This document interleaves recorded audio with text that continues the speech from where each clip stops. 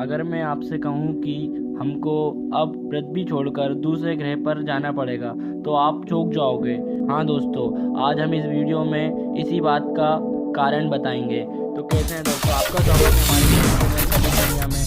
दोस्तों, आज के टाइम पर हमारे अर्थ के साइंटिस्ट ये कहते हैं कि मार्स पर कभी जीवन हुआ करता था और आज भी हमारे इंसानों की बस्ती को बसाने की कोशिश मार्स पर की जा रही है। पर इसके पीछे का रीज़न कुछ और भी है। ऐसा भी कहा जा रहा है आज से 5 बिलियन साल बाद पृथ्वी पर भी जीवन नष्ट हो जाएगा और अर्थ का टेम्परेचर 2000 डिग्री हो जाएगा। हमारे सोलर सिस्टम से हैबिटेबल जोन दूर हो जाएगा।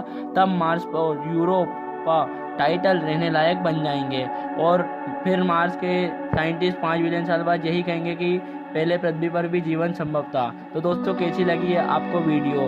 अगर ये वीडियो इंटरेस्टिंग है तो इसे लाइक करें और कमेंट करें और शेयर करना ना भूलें। Thank you.